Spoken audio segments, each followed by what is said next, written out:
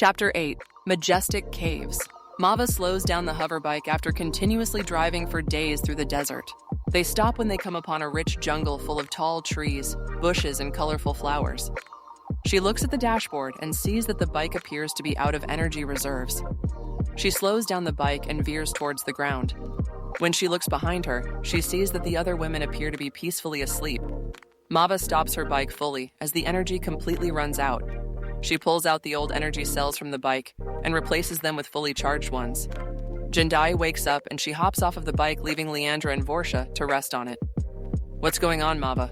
Jendai asks with care. She looks into the sky, noticing the light diminishing with night being not far off. "These cells will take a while to charge up the bike fully," Mava replies. "We probably should just take a break from riding it. Too risky to take it out right now."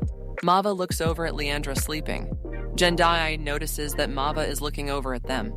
"Let's let them rest for now," Jendai tells Mava. "Whatever," Mava replies. Jendai walks around looking at their surrounding area. She steps over the brush of the jungle laying on the ground when she thinks she hears the sound of water. "Mava, I think I hear water," Jendai suggests. She looks back towards Mava and waves her hands, but Mava hardly pays attention to her. "Ugh, fine," Jendai sighs, revealing her slight annoyance. "I'll just take a look to see if I can find it," Jendai whispers.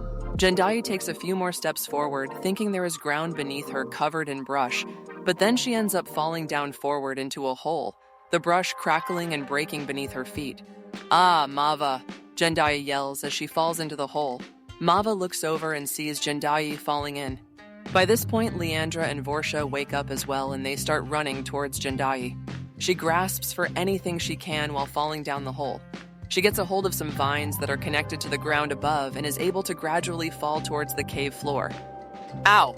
Jendai whimpers, landing on her bottom on top of some plants that fell with her. "Jen!"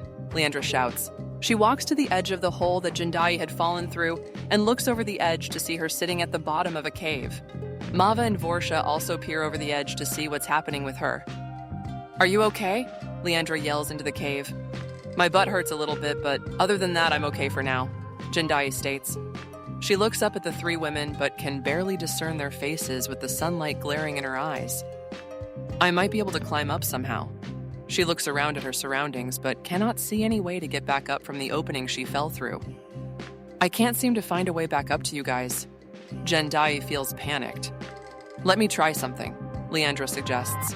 She begins summoning her abilities of the wind to create a slight wind funnel to reach Jendai. The wind circles down into the cavern, but Leandra cannot focus a strong enough funnel to lift up Jendai. "Come on, Leandra, you've done this before," Mava reassures Leandra. "What is your problem?" Leandra continues to focus on guiding the wind to create a funnel powerful enough to lift Jendai. She is only able to succeed in blowing around the brush inside the cave. "Leandra, it's okay, just stop for now," Jendai says while covering her face from leaves and dust blowing around. "Damn it!" Leandra shouts, slamming her hands on the ground. "The cave space is just too large. I'd risk hurting Jendai if I keep trying this." "Well, I'm going to get some rope or something," Mava says. Leandra angry? I've never seen her like this before. Mava is slightly distracted by Leandra's change in tone. Mava leaves the ledge of the cave and looks for anything useful. Vorsha follows Mava close behind, hovering off with her. "Can we throw you down there, Vorsha?"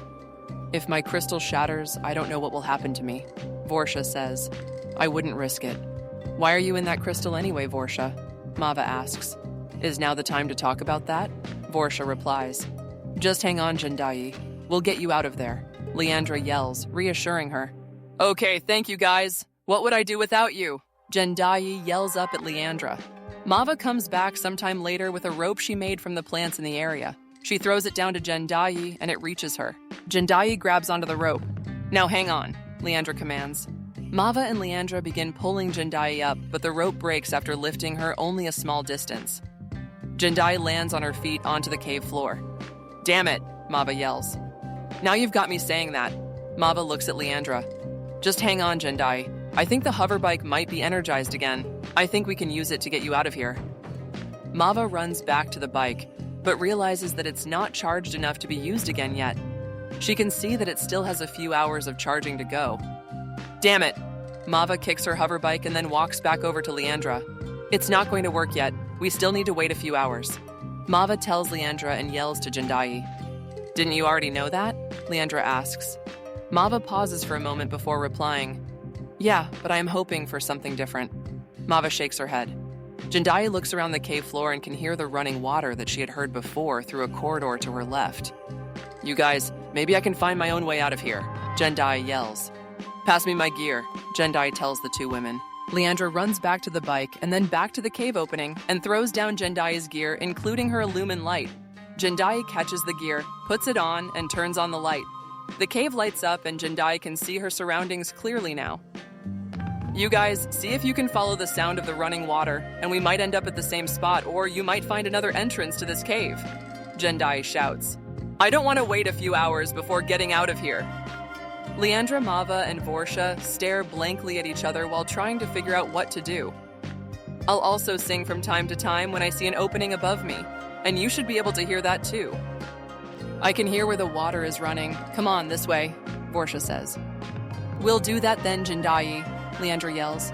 Be careful, and if we don't find an opening, meet us back here in a few hours and we'll get you out with the hover bike. Make sure you sing something we like, Mava says. We're not losing you. Thank you. Sounds like a plan. Jendai yells back up at the women as they wander off. Jendai explores the cave by herself, moving forward towards the sound of the running water that she heard earlier through a cave tunnel. She walks around for some time, seeing some small lizards and bugs crawling along through the cave as she walks by and places her light on them. She crawls through the tunnel to a new, larger area of the caves where she sees stalagmites and stalactites protruding from the different parts of the cave in glistening colors of white and blue. As Jendai looks through the new section of the cave, she finds a piece of clothing and some artwork on the cave wall. This doesn't look very old, Jendai says to herself. Could someone be living inside of this cave? Jendai looks around slightly frightened for a moment. She goes further into the cave until she gets to a large area where she can see the running water below her, like a small underground slow-moving river. The room is lit up already with a slight opening at the top of the cave, where light can break through. She considers finding a way up there, but realizes it is inaccessible to her. Jendai continues to travel through the caves, finding more and more drawings on the walls that she has not seen before. As she searches through the caves, she sings some of her favorite melodies out loud to help keep her calm. She sees on one wall a large amount of maps of places and areas she had never seen before. At the side away from the other maps, she sees what appears to be a crude drawing of the cave area painted on the walls. She tries to remember as much of it as she can. I might need this later, she thinks to herself. She also sees images of a dark cloud-like creature that appears to be enormous next to a smaller image of a man in dark clothing. The man in the painting can be seen kneeling to the large, dark, cloud-looking creature. What is this? Jendai asks herself. What kind of person would do this? Whoever it was, they might still be close. Jendai thinks in her mind for a moment who might be lurking around the corners. Jendai continues along the cave until she ends up at a cliff ledge. She stops abruptly as she sees a man far below her at the bottom of the cave slowly walking around. She luckily has her light off as the room is already dimly lit. She peers over quietly to see what the man is doing. She could tell that he resembles the man in the artwork on the cave walls. Jendai slowly moves into the darkest shadows she could find, then she bends over to avoid being seen. Just as she bends over, the man appears to look in her direction. Jendai remains silent, unmoving, in utter fear that the man might see her. Why do you sing? The man says eerily. Ah! Jendai gasps. She slowly moves back from the way she came in. Who are you? The man yells back at her. Jendai runs back the way she came in through the cave tunnels. She keeps running and can hear the man's voice as though he's not far behind her. Come to me, the man demands. His voice follows Jendai as she continues to run through the tunnels. Jendai arrives once again at the small river she saw earlier and could hear the man's voice even louder than before. She jumps into the river and swims as deep down as she can to avoid being seen. She swims further into the caves and comes up in a brand new part. Oh my dear God, Jendai says, gasping for air while saying to herself, attempting to be as quiet as possible. She moves out of the water and back onto land. She looks up to see a small amount of light coming through the top of the cave. She can hear the water moving, and she assumes it is the man continuing to antagonize her. Oh no, stay away! Jendai screams louder than before, and the cave walls rumble slightly. She continues to run through a new pathway into a different part of the cave. She realizes she is down below where the man was before when she was peering over the ledge at him. She continues to run and jumps over a ledge into the part of the cave that appears to be where the man lives. She finds clothing and sparkling gems all over the place. Jendai runs ahead into an area where there is a huge hole in the middle of the cave. The hole goes down deep with water pooled at the bottom. "Why do you sing such pretty music?" the man asks, lurking closer.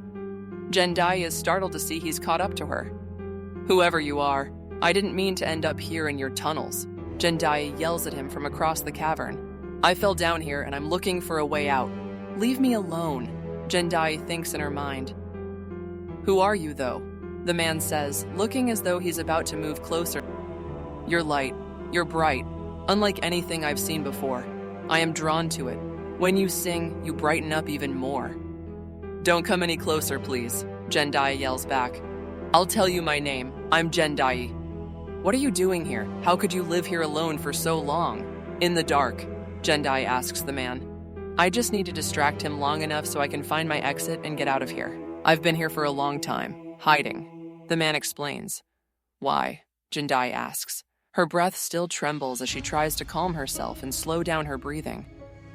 "Yes, but it seems that maybe I do not need to be hiding anymore," the man says. "Who are you?" Jendai asks. "My name," the man says. "I don't remember." The man looks bewildered. "Wait, I remember now. No one has asked me in so long. I have not seen another human being in hundreds of years." "What is your name?" Jendai asks again. "I'm Grandal," Grandal states. "That creature must be gone now." "What creature?" Jendai asks. "The one that I painted on the wall. It has haunted my mind for so long. But it must be gone if someone as full of life and beauty as you has come here," Grandal states. "Those paintings, are they yours?" Jendai asks. "Yes," Grandal replies. "Are you talking about that large black cloud that you painted?" Jendai asks, attempting to remember what she saw from earlier. "Yes," Grandal says as he slowly moves towards Jendai. "How could that be?" Jendai asks, moving away from Grandal as he approaches her. "I have never seen such a creature. What is it?" "It controls every part of you," Grandal says. "You become a part of it. Your body is merely a vessel for it. Its power is beyond anything you've ever imagined. I thought that coming to this cave and being in pure darkness could help me rid my mind of its hold on me, but I have not been able to do so." Grandal starts running towards Jendai. "You poor man," Jendai says sympathetically. She realizes the painting shows a deranged man who is suffering. She looks for another way out, but sees none. She jumps forward, diving into the large pool of water. Jendai swims deep and forward towards a different part of the water, where she thinks she will be able to escape Grandal. She surfaces at a new area, but looks below her and sees something billowing with energy and light. She swims down and grabs a small trinket that fits in the palm of her hand that slowly blinks blue light. In milliseconds, Jendai sees hundreds of years of history of Earth flooding into her mind. She sees when chaos first came to Earth, and the untenable living situation for humans after that. Dictators still ruled much of the planet, though there were people who fought against it. Wars were still happening across the world. Pollution was out of control. She sees the faces of millions of people who want more for the world, a better place to live.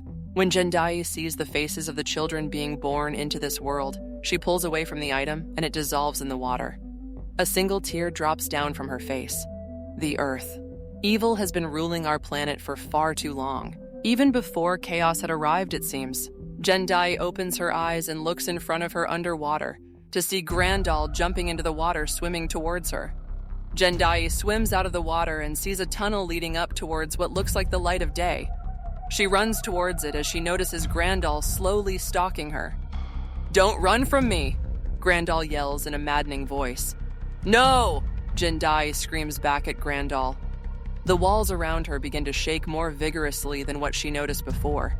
She feels a surge of energy within her and screams again at Grandal, channeling a wave of sound energy pushing him back, but also loosening the walls of rock around her. Jendai continues to run up through the large tunnel towards the light and gets to a point where the tunnel becomes very thin, and she is barely able to continue on and squeeze forward. Grandal appears behind her again, and Jendai screams louder and shatters some of the rock around her, closing off the passageway behind her. caving it in and blocking off the way for Grandal. She looks ahead of her, barely able to see, as her eyes start to adjust to the light. She sees the shadow of somebody reaching out to her, extending their hand. She reaches out with her hand and clasps it with the unknown figure. The shadowy person pulls Jendai up out of the cave and then runs off quickly. Jendai loses sight of her as her eyes are still adjusting to the light. "Jendai!" a woman's voice can be heard. Jendai sees giant reeds and plants in her way. She yells out to the team, hoping they can hear her. Jendai hears someone say, "Get down." Jendai ducks, and she sees a ball of red and white energy disperse the plants and reeds in her way. She sees an adolescent girl with a large candy cane wand in her hand, and the rest of the team coming towards her through the brush. "Jendai," Leandra yells. "You made it out of the cave," Leandra shouts. "I can't believe it. I'm so thankful you're okay." Leandra grabs Jendai and hugs her. She looks at Jendai and can tell she is still not quite settled. Jendai bends over, attempting to catch her breath, and looks up at this new person she has never seen before, with the large red and white wand in her hand. "Who are you?" Jendai asks. "We found her in the jungle as we were looking for a way to get to you in the cave," Leandra explains. "Her name is Slinky."